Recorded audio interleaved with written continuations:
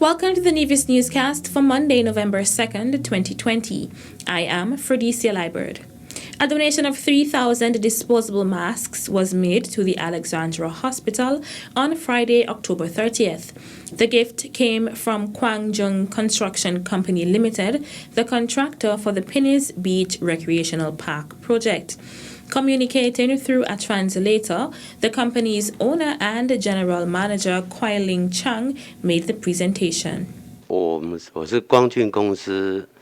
Their company have a lot of branches in overseas, and because of this COVID-19 pandemic, and they prepare a lot of masks, facial masks, for their company. But at the moment, they don't need that much, so they prepare these 3,000 masks to give it to the hospital. Hospital Administrator Gary Pemberton accepted the donation on behalf of the Ministry of Health. We want to say a big thank you to Mr. Chin and his construction company for seeing it fit to make this generous donation to the Nevis Island administration, the Ministry of Health, and Alexandra Hospital, to be more specific.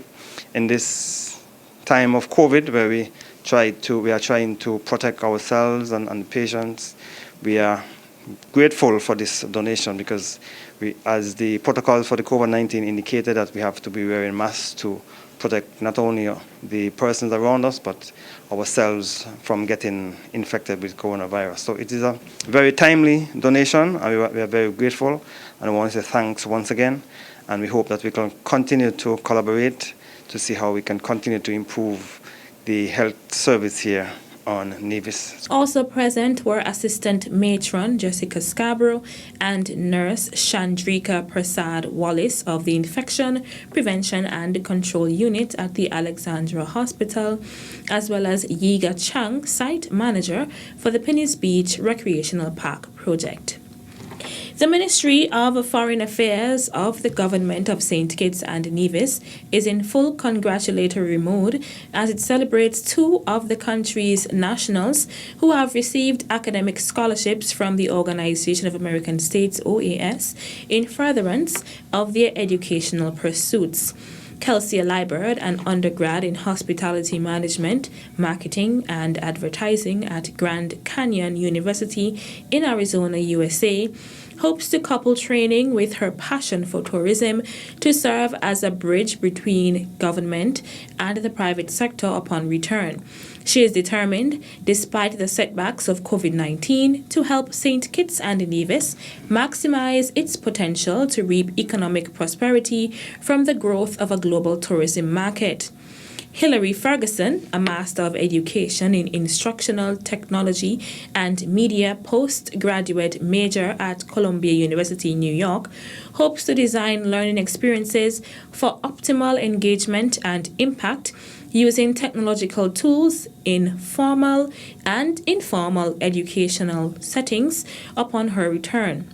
Ferguson is grateful for the opportunity to further build on strong pillars of education, democracy, human rights, and security held by the OAS through this award, and proud to have the backing of St. Kitts and Nevis in achieving her educational goals. The OAS Academic Scholarship Program, established in 1958, grants scholarships every year for the pursuit of undergraduate, master's, and doctoral degrees and graduate research leading to a university degree. The OAS Special Caribbean Scholarships Program, established in 1983, grants scholarships for the last 2 years of undergraduate studies to citizens and residents of the English-speaking Caribbean OAS member states and Suriname. 7 seniors were awarded by the Ministry of Social Development in an awards ceremony and luncheon held at the Jessups Community Center on Thursday, October 29, 2020. Minister of Social Development, the Honorable Eric Evelyn, congratulated the 7 awardees. I want to specially congratulate our awardees today. And I will call the names of the awardees, and I'm really very delighted that we are able to do this.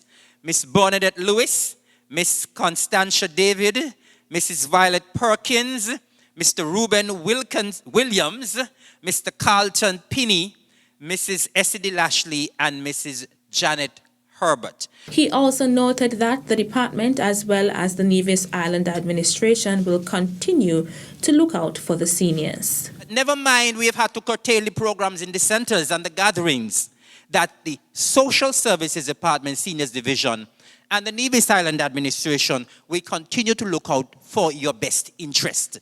And so, COVID or no COVID, we continue to look after you.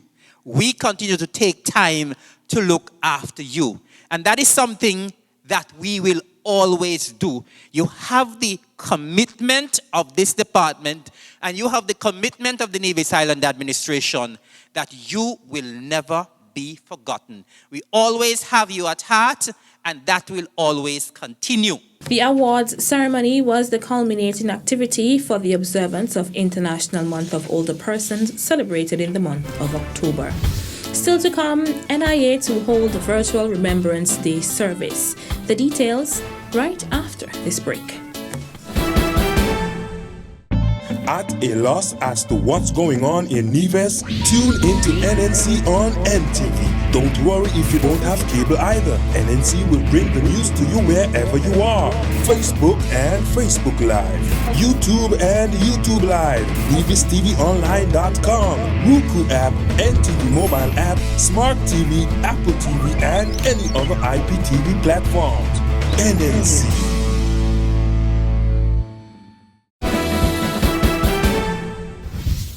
Welcome back. This month is a great month for men. It includes Men Day on the 19th of November, and of course at the Ministry of Health and Gender Affairs we do things in a huge way. So a day wasn't good enough. We're celebrating Men's Month, and a part of Men's Month we'll be having a lot of activities, and I'm here just to tell you about one of them, and that is a cooking program that we're having specifically for men. And it's called Men Can Cook. And some may say men can cook. We'll see.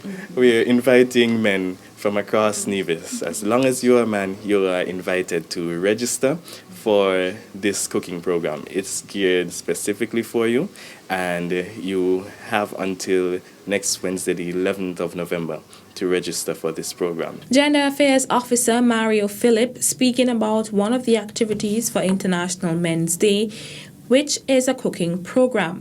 Philip also spoke on who the program is geared towards.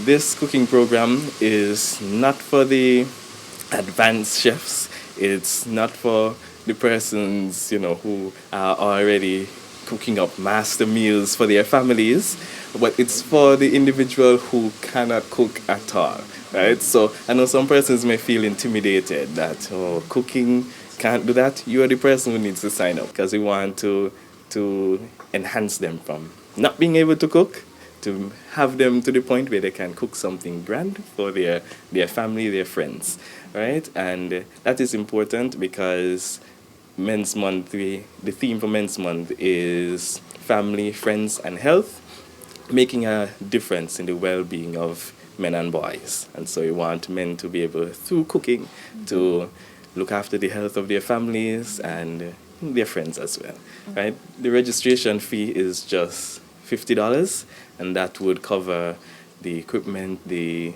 food, and everything that is necessary for the cooking program. Interested persons can sign up at the Department of Gender Affairs in the GMBC building on Government Road or the Ministry of Gender Affairs in Charlestown.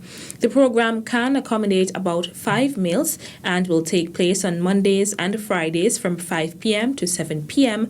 for 5 sessions.